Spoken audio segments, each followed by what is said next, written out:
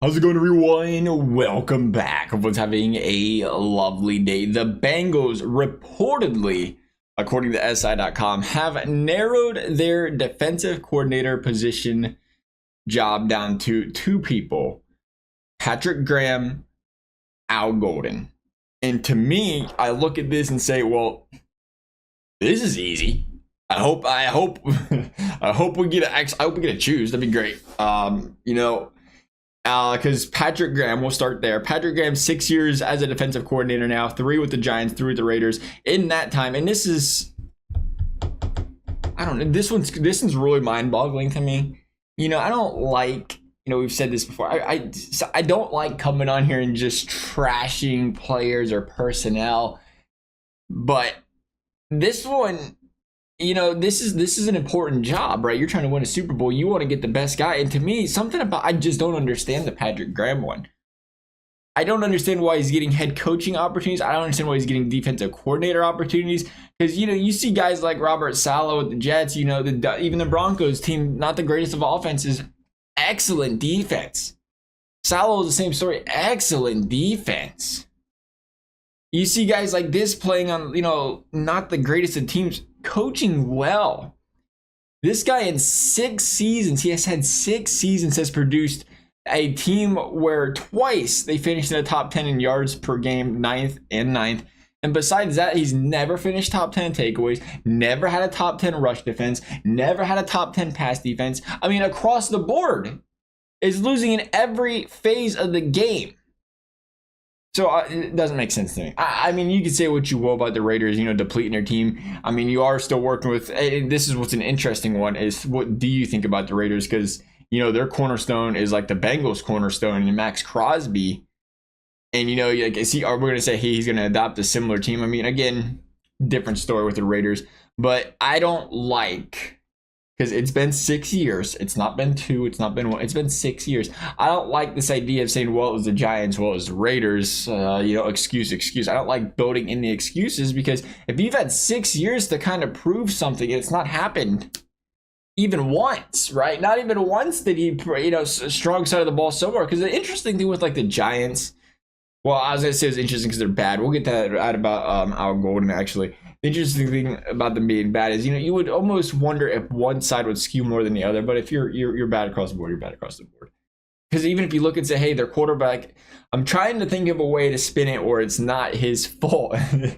Because as I say, even if you say if their quarterback's bad, you got a lot of short fields giving him a lot of points. It's like, yeah, you might be doing that, but your yards per game in certain areas wouldn't be reflecting that as strongly. I don't know what it is that teams are seeing in this guy. I need something on paper. I need something in 6 seasons. I need something on paper. Sure, if you lose a linebackers coach or the DBs coach, and there was a part of this team that was proficient somewhere, then sure. But I'm a hard pass on that one. Now let's talk about Al Golden, the Golden Boy. They absolutely love this man in Notre Dame. First of all, the reason Golden likely the front runner right now with the Bengals and this talks and everything is, hey, Notre Dame's got a game to play still. He's not going to leave before the game. So if that's the place the Bengals are going, you wait till the game's over with. But Notre Dame, since he's been here now 2 seasons, or every season I should say, they've been a top 10 team defensively as far as points per game are concerned.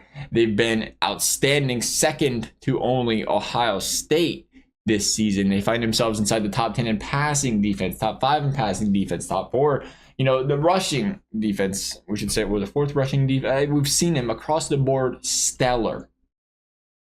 And to me, it's a golden opportunity for, now that he's on the Bengals' radar for real, to watch this Ohio State and Notre Dame game and to remember Ohio State loaded, absolutely loaded. Offensively, look at the heavy favorite to really win the national championship, team that has proven it can be slowed down and be coached against with Michigan. Lost 13-10. A team that this one actually, as an Ohio State fan, worried me a little bit. Forgot about it. Buckeyes lost 17-14 last season in Notre Dame. Again, another powerhouse offense. Marvin Harrison, Emeka Egbuka, Julian, Henderson. They had talent. And this man kept a talented Ohio State Buckeyes offense to 17 points. A loaded, a talented Georgia team to 10 points last week. And we're going to get to see him once again live and in full focus this week. How does he game plan against an Ohio State offense that has seemingly been red hot, pending they don't make mistakes and shoot themselves in the foot like they did last week? They've been red hot.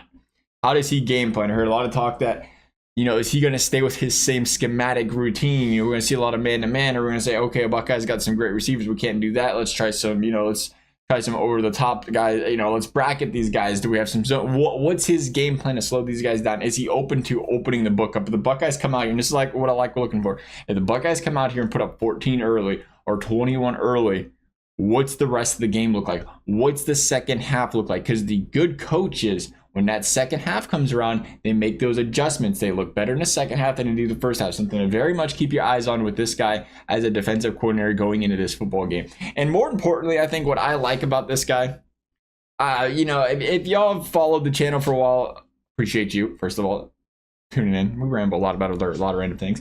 Thank you.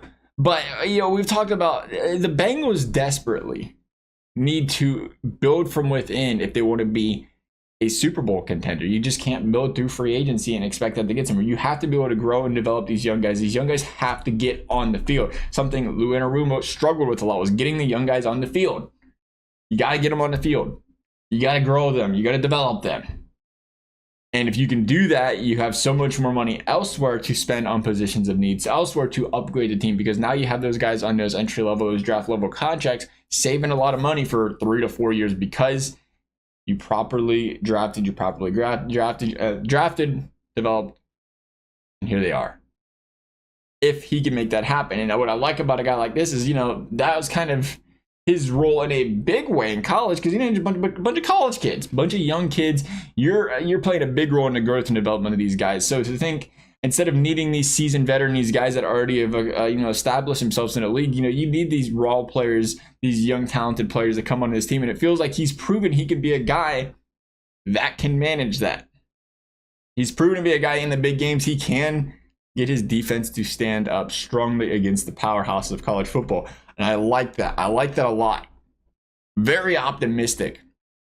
It's always concerning seeing a guy go from college ball to the pros in a bigger role. As a former guy with ties to Zach Taylor, being with the Bengals back in 2020, 2021, hey, we can go there too. He was when his defense was playing great in that Super Bowl run. Guess who was here? Right? A lot of people say, let's get somebody fresh out of the system for that regards. I can understand, but it's a little nerve-wracking saying, hey, defensive coordinator in college, come up to the bigs. I do think the transition's a lot smoother than head coaching a college football team to head coaching an NFL team, because the head coach has so much on recruiting, so much power, so much let me get my guys, compared to, obviously the defensive coordinator's got some say in it, but he's got a lot more of let me just, grow and develop the players I have and scheme against opposing teams and see what I can do to win games. I feel like the transition should be smoother. We'll see. But I hope, if the Bengals have two options right now, these are two, I hope he's the man. And I would feel really good about Al Golden being the Bengals' future defensive coordinator. Again, if you wanted the veteran, if that's where the Bengals were looking, clearly, they tried Eberflus reportedly, and he kind of went down this side. Maybe they want something fresh. And that's kind of been the Bengals' MO recently. Zach Taylor, Dan Pitt, they wanted the fresh faces in here to try. And I get it. I to an extent, I love it. In the past, I've always loved it. I love the fresh faces thing. Get some new looks, get some new minds.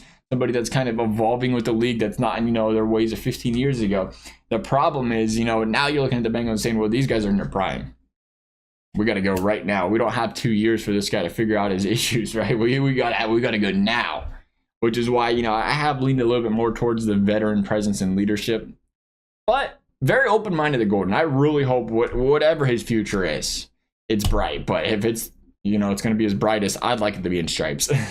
Nonetheless, as always, if you enjoyed the video, I'd appreciate you liking, subscribing. You never have to. Thank you for watching. We'll see you next time.